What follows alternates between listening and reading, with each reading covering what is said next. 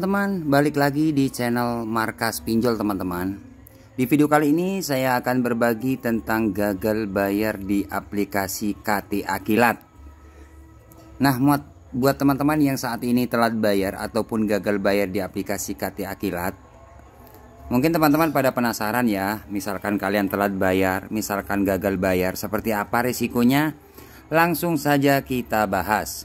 Seperti biasa teman-teman ya, sebelum kita bahas lebih lanjut, buat teman-teman yang belum subscribe ke channel ini, jangan lupa tekan tombol subscribe-nya. Dan buat teman-teman yang sudah subscribe, saya ucapkan banyak-banyak terima kasih karena telah mendukung channel ini. Jadi saya lebih semangat lagi berbagi informasi seputar pinjol teman-teman. Oke, di sini saya tidak mengajarkan teman-teman untuk tidak bayar atau mengajak kalian untuk gagal bayar, tidak. Cuman berbagi pengalaman tentang seputar telat bayar ataupun gagal bayar pinjaman online. Oke, sudah paham teman-teman ya? Oke, langsung saja kita bahas.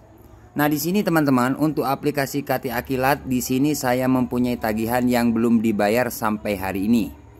Oke, saya jelaskan di sini ya. Jumlah pembayaran untuk pembayaran yang pertama ini ada 2.600.000 sekian. Keterlambatan 51 hari. Sudah hampir 2 bulan untuk cicilan yang pertama tidak dibayar teman-teman. Oke. Kemudian untuk yang kedua 340.000 sekian terlambat 66 hari. Sudah 2 bulan lebih nggak dibayar ya.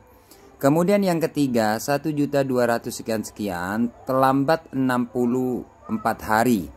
Jadi sudah 2 bulan lebih.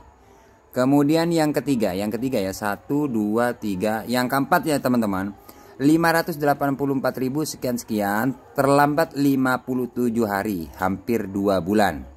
Totalnya ini sekitar 9 juta teman-teman. Total keseluruhan ini plus bunga teman-teman. Oke. Nah, di sini teman-teman semuanya percicilan sudah ada nih. Ya, jadi total keseluruhan pokoknya ini 9 juta. Oke. Untuk keterlambatan teman-teman sudah 2 bulan ya. Ini total keseluruhan ini sudah plus bunga atau denda. Jumlah pinjaman 9 juta nih. Ya, bisa pinjam sedangkan disiapkan. Oke, jumlah pinjaman 9 juta. Dapatkan batas. Oke, kita coba cek. Nih teman-teman bisa lihat ya. Total keseluruhan teman-teman. Oke, bayar mau total pembayaran. Nah, untuk resikonya seperti apa bang kalau kita telat bayar di aplikasi KTA Kilat? Resiko yang pertama teman-teman sudah pasti teman-teman masih belum telat. Kurang 1 hari atau 2 hari biasanya kalian di WA dihubungi, di telepon diingatkan. Nah seperti itu ya. Bahkan teman-teman mungkin merasa nggak nyaman ya kalau mau telat itu sudah di WA, di telepon kayak gitu. Karena apa? Karena 1 hari bisa sampai 3 nomor, bahkan sampai 5 nomor yang berbeda-beda menghubungi kalian. Nah, seperti itulah resikonya teman-teman. Jadi merasa berisik. Semua teman-teman subscriber yang telat bayar pasti seperti itu, bang. Saya ditelepon terus. Nah, seperti itu teman-teman. Jadi bukan teman-teman saja yang seperti itu, bukan kalian aja yang dihubungi kayak gitu. Semuanya yang telat pasti dihubungi. Nah, resiko telat bayar itu pasti dihubungi teman-teman di WA. Bahkan kalau teman-teman sudah lewat 1 minggu atau 2 minggu biasanya ada kayak teror ancam sebar data, mau didatangi DC, data Anda lengkap di sini. Kalau masih belum bayar juga terpaksa data Anda kami sebar. Ada yang sebagian seperti itu. Ada yang ancam sebar data. Ini benar apa enggak bang?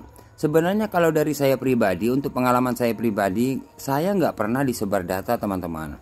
Kenapa bang nggak disebar data meskipun dapat WA kayak gitu? Karena saya nggak pernah takut teman-teman, nggak pernah panik misalkan saya dapat WA kayak apapun dari pihak DC. Kalau saya dapat WA diancam sebar data, ya salah satu contoh ini, misalkan saya diteror, kalau Anda masih belum bayar hari ini, terpaksa data Anda kami sebar atau data Anda kami salah gunakan. Nah seperti itu kan biasanya kalau telat pinjol itu. Nah saya telepon teman-teman. Bahkan kalau nggak aktif nanti saya pakai nomor lain kayak gitu. Saya hubungi terus, saya kejar DC itu. Kenapa? Karena kalau telat bayar itu yang pasti aja itu diteror. Semakin teman-teman takut diteror, semakin ditakut-takuti, bahkan bisa sebar data kayak gitu.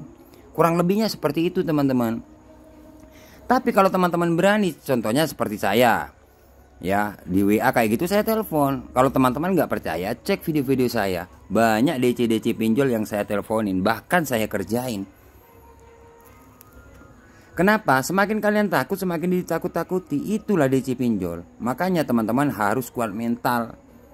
Jadi yang pertama-tama teman-teman harus kuat mental, gak usah takut. Misalkan gak ada dana ya gak usah terlalu panik lah. Misalkan ada dana ya bayar. Kayak gitu aja sih, simple sebenarnya. Cuman ya cara bagaimana kalian menyikapi pinjol kayak gitu teman-teman. Memang kalau teman-teman telat bayar cuma 1 minggu 2 minggu itu masih gencar-gencarnya kalian di WA telepon, email kayak gitu, gak henti-henti. Tapi kalau teman-teman sudah lewat sekitar 1 bulan atau 2 bulan itu sudah jarang WA telepon, sudah jarang.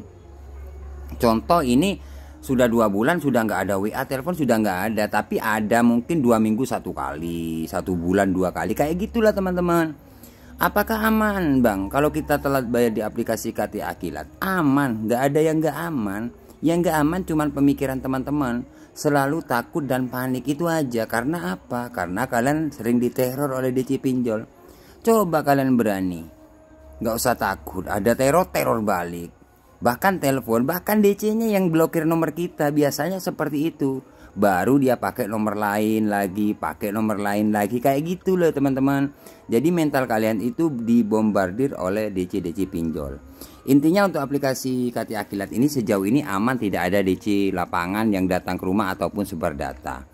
Ya, teman-teman bisa tengok video-video saya ya. Abang ini selalu bilang aman. Iya memang aman karena saya nggak pernah didatangi. Kalau saya didatangi DC pinjol sudah pasti saya videokan. Ya, kasih informasi buat teman-teman. Bahkan banyak subscriber saya yang telat bayar di KT Akilat itu aman, gak ada yang didatangi. Cuman sebagian ada yang dihubungi di luar kondar kayak gitu kan, atau sebar data mungkin 1 orang atau 2 orang. Ya, kalau sebar data biasanya kalau pinjol-pinjol legal contohnya seperti ini gak bakalan banyak teman-teman. Kalaupun itu ada, ya mungkin 2 orang atau 3 orang. Karena aplikasi pinjol yang kayak KT Akilat ini bukan pinjaman online ilegal, bukan, tapi legal. Jadi teman-teman gak usah khawatir. Misalkan ada teror abaikan aja. Misalkan mau balas ya boleh dibalas. Misalkan didiamin boleh-boleh aja. Simple kok, pokoknya simple banget. Cuman pemikiran teman-teman aja yang ketakutan. Ya, kurang lebihnya seperti itu teman-teman ya.